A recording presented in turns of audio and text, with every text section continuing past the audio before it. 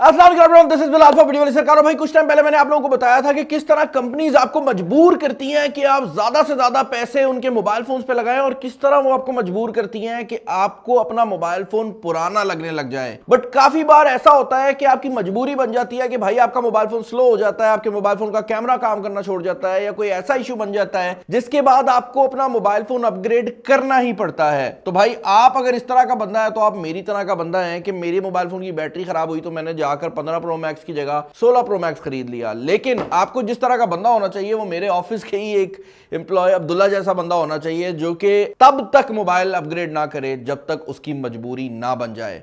मैं आपको इस वीडियो के अंदर वही टिप्स और ट्रिक्स बताने वाला हूं कि किस तरह अब्दुल्ला या इस तरह के लोग अपने पैसों को ज़ाया होने से बचाते हैं और किस तरह आप भी अपने मोबाइल फ़ोन की जो लाइफ है उसको ज़्यादा इंक्रीज कर सकते हैं। अब सबसे पहली चीज़ जो कि आप लोगों ने करनी है और जो करना बहुत ज़्यादा ज़रूरी है वो ये है कि आपने किसी रेप्यूटेबल ब्रांड से मोबाइल फ़ोन खरीदना है। ये सुनने में बड़ा अजीब लगता है और मैं इसलिए नहीं कह रहा कि आपने रेप्यूटेबल ब्रांड से मोबाइल खरीदना है कि उनका मोबाइल बेहतर होगा।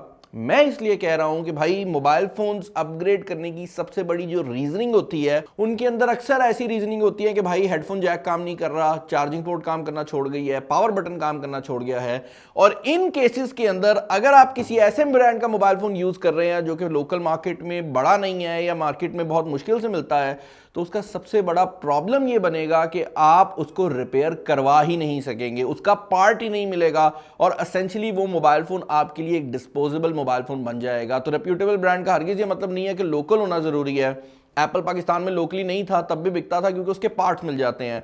तो ऐसा फोन सेलेक्ट करें जिसके पार्ट्स आपको पता हो कि आने वाले 3-4 सालों में आपको इजीली मिल जाएंगे। दूसरे नंबर के ऊपर जो आप लोगों ने काम करना है वो ये है कि आपने अपने मोबाइल फोन के ऊपर एक स्क्रीन प्रोटेक्टर और एक टेम्पर्ड ग्लास प्रोटेक्टर का यूज जरूर करना है। जितनी भी कंपनीज पाकिस्तानी मार्केट के अंदर आती हैं वो यूजुअली आपको इस तरह का जेली प्रोटेक्टर जो है वो लगाकर दे देती हैं और बहुत सी कंपनीज जो है उनका जो जेली प्रोटेक्टर होता है जहां पर कैमरा होता है उसके ऊपर से कटा हुआ होता है। अब प्रॉब्लम दो बनती है। पहली बात तो ये है कि ये जो स्क्रीन प्रोटेक्टर होता है ये छोटे मोटे स्क्रैचेस तो बचा लेता है लेकिन अगर कोई चीज डीप लगती है तो सबसे पहली चीज जो कि टूटेगी वो आपकी स्क्रीन होने वाली है। जबकि टेम्पर्ड ग्लास प्रोटेक्टर बेशक आप 100 रुपए वाला लगवाएं उसके ऊपर एक तो स्क्रैचेस कम पड़ते हैं और दूसरा वो सीधा इंपैक्ट जो है वो बर्दाश्त कर लेता है। तीसरे नंबर के ऊपर जो टेम्पर्ड का फायदा है वो ये है कि वो आपके कैमरे के ऊपर चला जाता है, आपके फ्रंट कैमरा को भी कवर कर लेता है तो फ्रंट कैमरा पे स्क्रैचेस नहीं आते। एसेंशियली आपके फ्रंट कैमरा की जो लाइफ है वो भी बढ़ जाती है और आपकी फ्रंट स्क्रीन की भी जो लाइफ है वो इस छोटे से काम से काफी ज्यादा बढ़ सकती है। एक और गलती जो कि मैंने लोगों को अक्सर करते देखा है वो ये है कि उनके बैक साइड पर जो प्रोटेक्टर या ये जो जेली वाला प्रोटेक्टर आप लगाते हैं ये कैमरा प्रोटेक्शन के बगैर आता है और उसका नुकसान ये होता है कि बार बार रखने पर अगर आप कुछ अपने मोबाइल फोन के साथ ज्यादती नहीं भी कर रहे आपके जो लेंसेज हैं वो स्क्रैच अप हो जाते हैं। एसेंशियली आपका कैमरा ठीक होता है बट उसका जो रिजल्ट है वो ओवर टाइम खराब होने लग जाता है क्योंकि उसके ऊपर बेसिकली जो लेंस लगा हुआ है उस पर स्क्रैचेस आ गए हैं। इसका अगेन आसान हल ये है कि या तो आप इस तरह का प्रोटेक्टर यूज करें जो कि आपकी बॉडी के बाहर वाली साइड पे आ रहा है ताकि आपके कैमरास प्रोटेक्टेड रहें। डिजाइन इसका थोड़ा ऑफ लगेगा लेकिन आपके मोबाइल फोन की जो लाइफ है वो बढ़ जाएगी। और कैमरास के रिलेटेड बात हो ही रही है तो अक्सर लोग इसलिए मोबाइल फोन अपग्रेड कर जाते हैं क्योंकि उनको लगता है कि भाई आने वाले मॉडल्स के अंदर जो कैमरा की क्वालिटी है वो बेहतर हो रही है।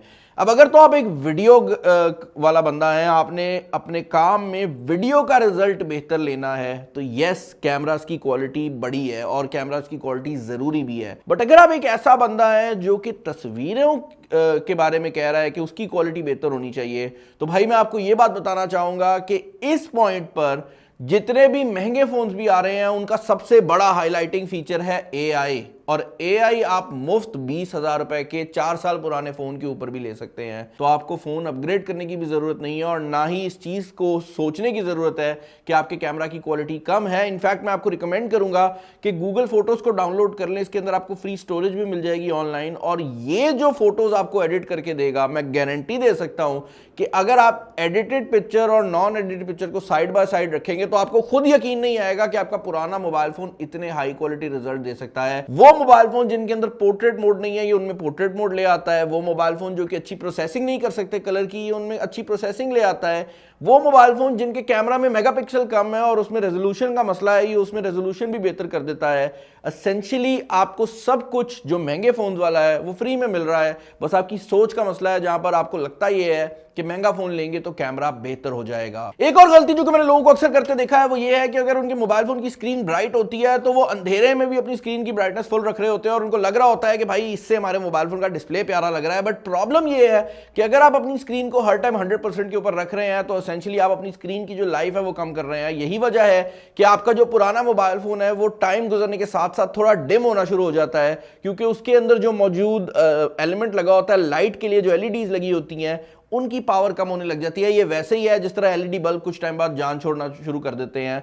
तो मैं रिकमेंड यही करूंगा कि आप अपनी ब्राइटनेस को ऑटो मोड के ऊपर रखें और जहां पर जरूरत नहीं है फुल ब्राइटनेस का इस्तेमाल मत करें, वरना आपको काफी हद तक ना जो डिस्प्ले की डिग्रेडेशन है वो देखने को मिल सकती है। आपने एक चीज अक्सर सुनी होगी कि अगर आप अपने मोबाइल फोन को चार्ज करना चाहते हैं तो हमेशा ओरिजिनल तार और चार्जर का इस्तेमाल करें। बट आपको ये बात समझनी चाहिए कि पहले ओरिजिनल तार या चार्जर इसलिए कहा जाता था कि वो बैटरी खराब कर देते थे। बट अब जब मॉडर्न टाइम आ गया तो अगर वो चार्जर और तार बैटरी ना भी खराब करें, एक और बहुत बड़ा प्रॉब्लम आ गया है कि फास्ट चार्जिंग की वजह से अगर आप सस्ती तार यूज करते हैं तो उसका जो फ्रंट वाला एलिमेंट होता है वो अक्सर हीट अप हो जाता है और ओवर द टाइम वो आपकी चार्जिंग पोर्ट को बाकायदा तौर पर पिघला देता है, क्योंकि ज्यादातर फोन प्लास्टिक बॉडी के साथ आते हैं। और ये मसला हमने सैमसंग, ओप्पो, वीवो, इस तरह के जो टॉप एंड फोन्स हैं उनके अंदर भी देखा है कि उनकी जो चार्जिंग पोर्ट वाला एरिया होता है वो किसी हद तक मेल्ट हो जाता है और उसके बाद आप उस पोर्ट को भी चेंज करवा दें तब भी काम नहीं चलता। एक और गलती जो कि मैंने बहुत ज्यादा लोगों को करते देखा है वो ये है कि आजकल मॉडर्न फोन्स आईपी रेटिंग के साथ आते हैं। तो आईपी रेटिंग होती है IP68 या 69 और उनको ये बात पता होती है कि मोबाइल फोन पे पानी चला गया या मोबाइल फोन पानी में चला गया तब भी मोबाइल फोन को कुछ नहीं होगा। बट ये जो सेफ्टी रेटिंग्स होती है ना, ये गाड़ी के एयरबैग की तरह होती हैं कि मतलब बचा लेंगी अगर आप इमरजेंसी में कोई काम कर बैठते हैं। बट इसका ये हरगिज मतलब नहीं है कि आप जानबूझकर पानी में फोन को इस्तेमाल करें।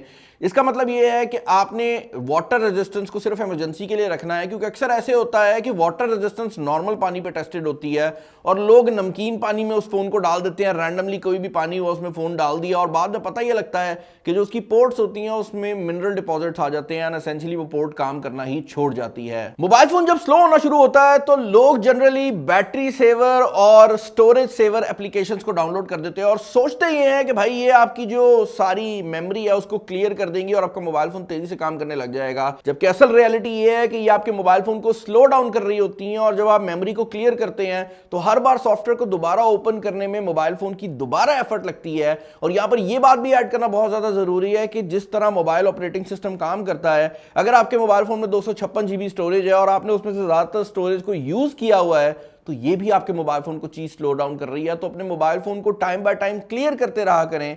व्हाट्सएप के वो मैसेजेस जिनकी आपको जरूरत नहीं है उनको डिलीट कर दें, वो चैट्स डिलीट कर दें, ताकि जब भी आपका व्हाट्सएप ओपन हो उसको वो सारी चीजें दोबारा लोड करने की जरूरत ना पड़े। कंपनीज इसके ऊपर ऑप्टिमाइजेशन लगाती रहती हैं, बट आपको ये चीज का ख्याल रखना होगा कि कुछ कुछ टाइम बाद कोशिश करें कि आप अपने मोबाइल फोन के अंदर से जितना भी फालतू डेटा है वो रिमूव कर दें। अगर कोई तस्वीरें वगैरह हैं तो उनको कंप्यूटर में ट्रांसफर कर लें और मोबाइल फोन को एक रीसेट मार के देख लें, उसके बाद दोबारा डेटा ट्रांसफर कर लें। इससे फायदा यह मिलेगा कि आपका मोबाइल फोन दोबारा से आपको नई वाली फीलिंग देगा, क्योंकि वो फाइलें जो कि किसी सॉफ्टवेयर को नजर नहीं आ रही, जंक फाइल्स जो कि आप डिलीट भी नहीं कर पा रहे, वो डिलीट होंगी और आपका मोबाइल फोन तेज हो जाएगा। एक और चीज जो कि लोगों को अक्सर पता है वो ये है कि आपको मोबाइल फोन को चार्जिंग के दौरान इस्तेमाल नहीं करना, लेकिन पता नहीं लोगों को ये क्यों भूल जाता है कि अगर वो चार्जिंग पावर बैंक के थ्रू हो रही है तब भी नहीं करना। लोग पावर बैंक हाथ में पकड़ के मोबाइल फोन यूज कर रहे होते हैं। Again, power bank is a product जो कि इमरजेंसी यूज के लिए बना हुआ है कि आप कहीं फंस गए हैं, आपका मोबाइल फोन डेड है तो आप चार्जिंग पे लगा लें। जो लोग इसको डेली बेसिस पे यूज करते हैं उनकी बैटरी नॉर्मल मोबाइल फोन से काफी ज्यादा गिरती है और यही वजह है कि ये जो फोन्स हैं ये साल बाद ही अपनी बैटरी की क्वालिटी बिल्कुल गिरा बैठते हैं। अगर आप एक ऐसा बंदा है जो कि ऐसे एरिया में काम करता है जहां पर डायरेक्ट सनलाइट आती है, या फिर एक आप ऐसा बंदा है जो कि दुकान वगैरह पे काम करता है और काउंटर के ऊपर डायरेक्ट सूरज की रोशनी पड़ रही होती है, तो कोशिश करें कि डायरेक्ट सनलाइट में मोबाइल फोन को कभी मत रखें। उससे दो प्रॉब्लम्स आएंगी। एक तो वही जो मैंने ब्राइटनेस वाली बात की है कि वो ऑटोमेटिकली ब्राइटनेस फुल कर देगा, और दूसरा प्रॉब्लम है हीट का। अगर आप मोबाइल फोन चार्जिंग पे लगाएंगे या नॉर्मल भी यूज करेंगे तो आपके मोबाइल फोन के जो अंदर मौजूद कंपोनेंट्स हैं उन पे बगैर वजह के लोड पड़ेगा और आपका मोबाइल फोन अगेन उसकी जो लास्टिंग इफेक्ट है वो खत्म हो जाएगा। एक और चीज जो कि लोगों को मैंने अक्सर गलती करते देखा है वो ये है कि वो नया मोबाइल फोन लेते हैं और उसको चार्ज ही नहीं करते, वो यूज करना स्टार्ट कर देते हैं और मोबाइल फोन की जो बैटरी है वो अपने नॉर्मल सर्कल में आती नहीं है, क्योंकि पाकिस्तान में इंपोर्ट होकर हर चीज आती है। तो अक्सर ऐसे भी होता है कि मोबाइल फोन 3 महीने से बंद पड़ा हुआ था, आपने उसको ऑन किया, वो कोई 30% बैटरी शो कर रहा था, आपने वैसे ही यूज़ करना शुरू कर दिया। तो नई डिवाइसेस को एक बार 100% चार्ज करके ड्रेन किया करें और उसके बाद ही उसको इस्तेमाल करना शुरू किया करें, एंड होपफुली आपकी जो डिवाइसेस हैं वो पहले की निस्बत बेहतर परफॉर्म करेंगी। वीडियो को एंड करने से पहले जो फाइनल चीज़ है और मेरे ख्याल से सबसे इंपॉर्टेंट चीज़ है वो ये है कि आपने एक तो सॉफ्टवेयर गूगल प्ले स्टोर से डाउनलोड करनी है, ये APK फाइल्स, रूटेड फाइल्स, इनको मत डाउनलोड करें। और दूसरा, गूगल प्ले स्टोर से भी ऐसी सॉफ्टवेयर को डाउनलोड मत करें जो कि मोबाइल फोन की तरीके कार को चेंज करती हैं। हम बहुत से ट्रिक्स दिखाते हैं कि आपकी लॉक स्क्रीन पे बटन आ जाएगा या आपका लॉन्चर चेंज हो जाएगा, आपका डिजाइन चेंज हो जाएगा। ये देखने में तो अच्छे लगते हैं, बट अगर आपका मोबाइल फोन स्लो है तो इस तरह की एप्लीकेशंस उसको फर्दर खराब करेंगी। और ये जब एप्लीकेशंस डिलीट भी होती है ना, तो इनकी जंक फाइल्स रह जाती हैं। रीसेट नहीं करोगे तो आपका मोबाइल फोन स्लो ही रहेगा। चैनल पर नया, चैनल को सब्सक्राइब कर लीजिएगा। ट्रिक्स पसंद आया तो मुझे जरूर बताइएगा, नहीं भी पसंद आए तब भी बताइएगा। इस वीडियो में इतना ही। This is Bilal signing off. अल्लाह हाफिज़।